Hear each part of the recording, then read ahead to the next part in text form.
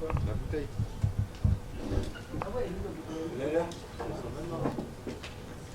can see that you have an issue perhaps with your foot. Can you elaborate on what's going on there? Before my fight with Niklas Stolze, I had an injury. I could not lift my toe anymore, but I wanted to fight. I had a hard preparation, so it was 1 month before the fight against the German guy in Vegas. So we did no surgery. It was okay. Just I had a lot of times where my toe was going into the ground, and it injured me a little bit. So I had to train with shoes, obviously. This time, I just after the fight with Niklas, I got surgery. But 6 weeks without any sport, so I had only 3 weeks to prepare this fight. It was the best and the hardest camp I ever had, because obviously 3 weeks, the 2 first weeks you feel like shit because you haven't trained for a long time. And the last week I was starting feeling great again, but the toe, was still a bit open. So I managed to go into the cage. I knew it's only 15 minutes, but obviously after a couple of kicks, it split into almost. So it's just a fight game, You never have a perfect preparation. There is always small injuries. It's a part of life of any athletes. So now I will take time to heal it up, because obviously I don't think they will do a UFC Paris in less than 2 or 3 or 4 months. So I will heal it up very well. Do you feel like it had any impact at all on your performance? Yeah, of course. 3 weeks preparation, I was absolutely not in my best shape. And on top of that, I had my marriage last week with my wife. She did absolutely everything she can to give me time to prepare the fight. So she was able to manage to do good stuff with my family, her family, our friends, to prepare the marriage instead of me doing it. So the only condition was me getting the win tonight, so it's done. So now, no, I'm a happy man about that. And I just wanted to say, this is the wine I had at the wedding. It's my wife and me, and it's gonna go to Dana White. Thank you for coming out in Paris. So I know you don't have to see the brand, but it's good French wine. We got married next to Pic Saint Loup, for those who know French wine. Congratulations on the win and of course on the marriage. You did say beforehand that you were going to put the pressure on him tonight, and you did. Was there anything that surprised you at all? Did this kind of unravel how you imagined it to tonight? No, I knew he was gonna shoot if he feels me hitting hard. This is what happened. I wasn't there the first minute of the fight. With the atmosphere, it was so big that I don't know, I was not there. But after the first takedown, I managed to wake up. The fight is right now. It's not tomorrow. So I waked up, and then I did my stuff, pressure pressure on the ground, wrestling, striking.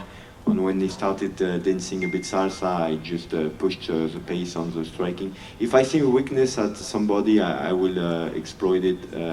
It's always the same with me. If the guy gives me his back, I'm gonna submit him. If he gives me ground and pound, I'm gonna punch him. And ground and pound city with me. And then if on the striking department is dancing a bit salsa, then I'm gonna exploit it as well. And you were close to finishing him at the end of round 1. What was the advice from your corner going into the second? Take your time and explore the weakness of. He doesn't like your punches, so just continue punching. We don't need another submission. We will score another submission later. And last one from me, of course, you were the first French fighter to make the walk tonight. How did that walk feel, experiencing the crowd? It felt great. It felt great. Like I said, it was so great that the first minute of the fight I wasn't there. I was in another world, because so many people came to see my fight. I had so many messages. I'm a very happy man. It's a bit like a dream, You got married last week. drinking French wine and champagne, and now I just finished a guy in the UFC Paris, so happy man. Congrats, thank you. Benoit, congratulations on the fight tonight. Right here, you left. Correct me if I'm wrong, but you've had fights outside the UFC at middleweight, welterweight, even I think a featherweight fight, but 2 wins in a row now at lightweight. Is it safe to say you found your home? So I didn't hit featherweight. I was in Brave Combat Federation. They have a new division. They have it's like 160 or 165. I don't know what. I think the UFC talked about it sometimes as well. It's like in between welterweight and lightweight. This is where I did all my work during Brave. So and it was an easy weight cut. So I knew I wanted to enter the UFC as a lightweight, but because the lightweight roster is such big, and before UFC Paris, for a French guy entering the UFC, you have to be an absolute beast. So I was able to finish all my fights. Lightweight, it's difficult to enter. You saw Khabib was entering with 16-0, so I was able to enter with 8-0 at welterweight against a killer that nobody wanted to have, Elise Zaleski. That is a guy that doesn't talk too much. Maybe this is why, but absolute killer inside the cage. And yes, of course, when you are 80 kilogram, it's difficult at the very high level of the welterweight division to compete. So I knew I would go down to lightweight. It was the only condition to accept the Eliseo fight was to be able to fight lightweight after the fight. The UFC accepted. It's great for me. Yeah, lightweight. It's the right division for me. I feel great. I'm like 79 kilogram. I'm strong. I'm feeling strong. Yeah, I just feel it's my home. And, I can't expect to have the same test I had like with Eliseo, but with somebody of my weight and of his level, but my weight. This is what I want now. Congratulations again on the marriage. Does the honeymoon start now? I think so, but maybe I have to take medicine with the food, so some stoppage, but we will manage it. Congrats. Bonjour, Swedish television. I was wondering, you spoke yourself, you mentioned the atmosphere in there. How did it impact you? What do you think of being a French fighter in Paris, UFC comes to France? Just that it felt a bit like a video game, the first minute of the fight, because yeah, it's huge. The atmosphere, it's difficult for the brain to accept that all those guys are cheering for you. And you have to concentrate on the guy, because obviously you have a job to do. This is what counts. And it's just a bit harder to enter the fight than, for example, Vegas. It was very easy to enter inside the fight mode, because obviously the crowd is very low. It's a small arena, so a lot easier to enter. But man, it's just a lot better to have a crowd like this. Because when you are in fight mode with such a crowd, every time you strike, you feel it. It's like it's just crazy. You feel that people are there for you. Yeah, and my last question: the UFC coming to France? If we look at it at a bigger perspective, what does it mean for French martial arts and obviously mainly French MMA? Like I said, the biggest jewelry of the world in the MMA world is obviously the UFC, #1 organization. Everybody, in France, I can remember 2 or 3 years ago, people were asking, "Oh, you are doing UFC?" Like UFC is the sport. No, UFC is the biggest organization in the world. It's like you are doing Champions League. No, I'm doing soccer. It's not the same, But people were confusing the both, MMA and UFC.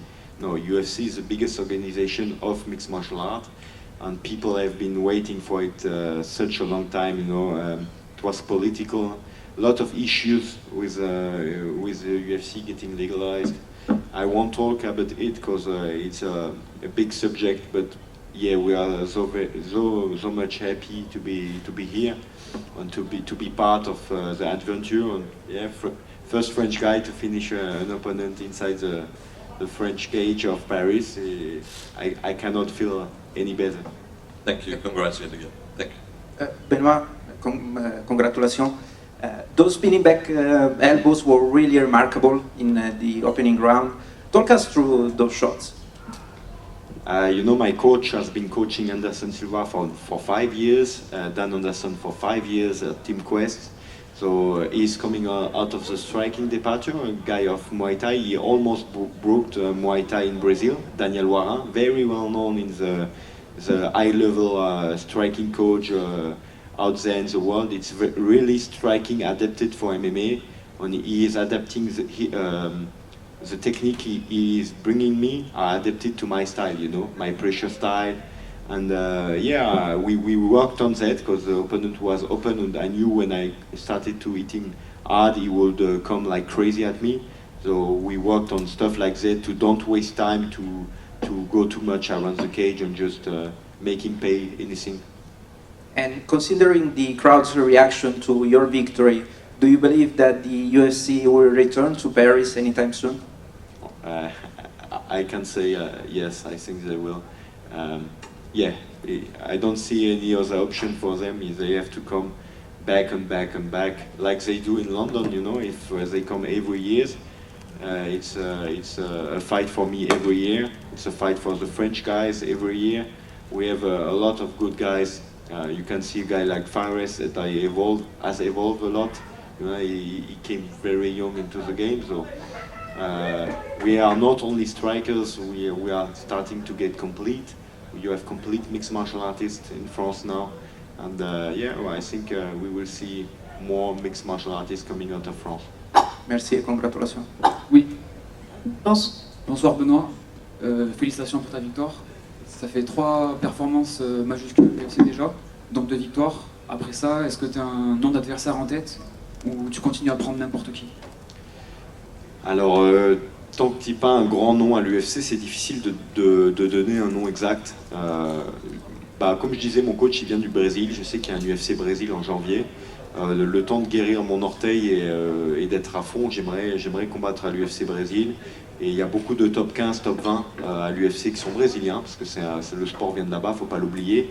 Je ne me rappelle plus du nom. Il y a un mec qui a perdu contre Gamrot il n'y a pas longtemps, qui était dans le top 15, qui vient d'en sortir, solide. Il y a pas mal de mecs solides. Il y a Rafael Dos Anjos, bien sûr, ça serait un rêve pour moi. Pour moi, c'est un exemple, ce gars-là. Donc l'affronter, ça serait juste incroyable. Il était en train de gagner son combat contre Fiziev avant de perdre. Ça serait un super combat au Brésil. On m'a donné un tueur à gage brésilien dès le départ, pas dans ma catégorie de poids. Je pense que ces 2 victoires, je mérite d'avoir un tueur à gage pour me tester, mais dans ma caté.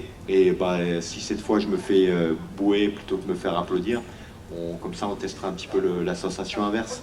Ça serait top. Merci. Benoît, à ta droite.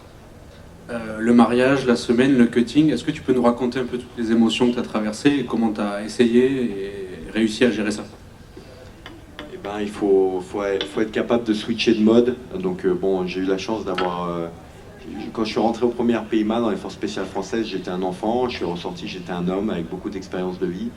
Et être capable d'apprécier les moments et de vivre le moment présent tout simplement, de ne pas se prendre la tête, de ne pas aller chercher les choses en avance, de vivre chaque moment présent comme tu le peux et d'essayer de planifier quand même les choses un minimum. Ça a été dur, j'ai plus cuté que d'habitude parce que j'ai profité un peu des fameux vins de la région de Montpellier. Ça a été un mariage avec vue sur le Pic Saint-Loup, donc c'était incroyable. C'était incroyable, ça a été énormément d'émotions. Pour moi, ça reste quand même plus important qu'aujourd'hui, même si je suis ici avec vous. Ma vie, je vais la faire avec ma femme et créer une famille, ça sera avec ma femme. Donc je suis vraiment heureux d'être devant vous aujourd'hui, mais la semaine dernière, j'avais encore plus d'émotions, c'était vraiment incroyable. Et donc le cutting a été par contre un peu plus dur, je l'ai payé un petit peu cash hier. Mais il fallait l'accepter, ça a été fait et je suis content de m'en être bien sorti. Et ta journée, petite boule au ventre avant d'arriver ou comment ça s'est passé? Qu'est-ce que tu ressentais? Non, pas du tout, plutôt robot. Plutôt robot, j'ai vécu ça vraiment avec... En fait, pour ça je disais, la première minute, j'ai eu un petit peu du mal à rentrer dedans parce que j'ai l'impression un petit peu d'être dans un jeu vidéo. T'es un petit peu perdu, mais rapidement quand même, le corps il réagit, tu te prépares à ça pendant des mois. C'est quand même incroyable tout ce qu'il faut faire pour pouvoir avoir 2 mecs qui se tapent dans une cage. Il y a beaucoup de choses à faire quand même. Mais c'est comme ça, donc non, beaucoup de plaisir. Et on a vu beaucoup de jeunes dans les gradins. Qu'est-ce que tu leur dirais sur la suite pour le MMA en France et même aussi pour toi? Bah, je leur dirais d'essayer, de pratiquer intelligemment. Voilà, le MMA, c'est un sport qui est dur, suffisamment dur pour ne pas le pratiquer bêtement. Donc le pratiquer intelligemment et se faire plaisir, quoi. Parce que c'est un sport qui c'est dur, mais ça vaut le coup. Merci et félicitations. Merci. Bonjour Benoît, félicitations pour cette belle victoire, première victoire française sur le sol français. J'aimerais que tu nous dises un peu qu'est-ce que tu as pensé, tes réactions quand tu es rentré dans la cage, les premières secondes que tu as eues. Bah, comme je disais, hein, la première minute, j'ai été un petit peu ailleurs. J'étais un petit peu en mode robot, parce que justement, je me suis fait un petit peu manger le cerveau par l'événement. Parce que tu regardes, j'aime pas regarder à droite à gauche comme ça, mais là ça gueulait tellement dans tous les sens que je me suis fait un petit peu absorber par la foule. Mais après, au bout d'une minute, je suis rentré dedans, quoi. Le premier takedown, je me suis dit, ah, normalement je tombe pas. Donc il y a un problème, bah, réveille-toi. Et voilà, après ça a déroulé. Et comment t'es senti quand tu es arrivé dans la salle, avant d'entrer dans l'octogone, quand on a appelé ton nom et que la salle, le public a crié? Bah bien, très bien, comme je te dis, j'étais concentré, j'étais dans mon combat, mais malheureusement je me suis un petit peu perdu dans les 20 derniers mètres avant la cage. Je pense que j'ai commencé à regarder un peu trop à droite à gauche, mais non, sinon j'étais dans mon fight et j'ai apprécié, hein. J'apprécie le moment, mais tu le vis intérieurement. Il faut pas, si t'extériorises trop, tu peux un petit peu sortir de ton fight, parce que toi tu es concentré sur quand même ce que tu as à faire, c'est gagner le combat. Et du coup, tu as parlé d'une blessure, est-ce que tu peux nous en parler? Je sais pas si j'en ai pas déjà parlé. Si, mais en anglais en fait. Ah ok, bah en fait j'ai eu une opération. Je me suis blessé en fait un mois avant le combat contre Niklas Stolze à Vegas. Donc j'ai perdu, on va dire, la mobilité de l'orteil gauche, du gros orteil gauche. Donc j'avais perdu pas mal d'appui. Donc ça se sentait au niveau des frappes. Et puis bon, du coup je me faisais des entorses à répétition du gros orteil. C'était un peu relou. J'ai forcé dessus, j'ai mis des chaussures de lutte, j'ai réussi à finir le camp de prépa. On a fait le combat en Allemagne en serrant les dents, et puis après je me suis fait opérer. Malheureusement, entre l'opération et la reprise du sport, bah, ça n'a pas trop tenu. Bah, d'ailleurs ça a un petit peu lâché aujourd'hui. Bon, après je savais qu'il y avait 15 minutes à tenir, donc pour être là devant la foule française aujourd'hui, j'étais prêt à le faire. Et ça fait partie, comme je le disais, de la vie des athlètes. Là, le timing était vraiment serré, donc la moindre erreur, je l'ai payé cash. Et donc voilà, bah, ça s'est payé un petit peu en partie, hein. Bah, ça m'a pas coûté la victoire, mais ça va me coûter un petit peu de douleur et un petit peu de rééducation. Et dernière question pour moi, il y avait une stratégie particulière pour ce combat? Stratégie mode God of War, pression. Merci. Félicitations Benoît. Petite question pour le Figaro. C'est une belle fête pour le MMA français ici à Paris. Est-ce que tu as pu t'entretenir avec tes autres collègues tricolores en amont de cet événement pour partager avec eux, ou vous êtes tous restés dans votre coin, concentrés et focus? Ah, bien sûr, hein, on s'est tous plus ou moins félicités, entre guillemets, notamment Gomis qui signait son premier contrat à l'UFC. Bah là, je vois qu'il y a Fares qui est arrivé, donc Fares, je le félicite pour sa victoire. Je suis content d'avoir ouvert le chemin des victoires aux Français. Donc là, 2 sur 2 pour le moment. Il va falloir faire 5 sur 5. Voilà, donc voilà, il en reste 3 qui vont passer. Bien sûr, on se côtoie de près ou de loin. Avec Fares notamment, on se côtoie de plutôt près. Et donc voilà, fier de sa victoire, parce qu'il y a des choses qu'il a fait qui montrent, voilà, on est toujours fiers de ses partenaires quand on voit des axes d'amélioration de part et d'autre, et je pense qu'on peut tous les deux être fiers de notre combat. Donc je suis content d'être là ce soir et content d'avoir été le premier Français à ouvrir le bal, et puis on va voir la suite. Merci à toi, félicitations. Benoît, bonjour. Félicitations déjà pour juste ici. Félicitations pour cette magnifique victoire. Cette victoire, elle restera forcément dans les annales. Tu resteras dans la légende. Tu seras le premier Français à avoir gagné au premier UFC organisé en France. Toi, tu la classes où à chaud, là, cette victoire dans ta carrière? Bah, c'était une victoire importante parce que l'événement était important. Après, le nom que j'ai pris, c'était pas le plus c'était pas la chose la plus excitante au monde, mais au vu de l'événement, il n'y avait pas besoin que ce soit plus excitant. Hein. On était déjà au paroxysme de ce qui pouvait se faire. Et avec la préparation que j'ai eue, au final, c'était pas plus mal. Donc maintenant, on va se préparer très dur. Et l'objectif maintenant, c'est un vrai test. Moi, j'aimerais que l'UFC me donne un vrai test, un top 15, un top 20. Et parce que je pense que 2 finishes avant la limite, et puis une décision contre un vrai top 15 des welterweight qui KO des mecs comme Strickland, ça mérite, ça mérite un combat dur, mais dans ma catégorie de poids. Des mecs comme Drakkar Klose, des mecs.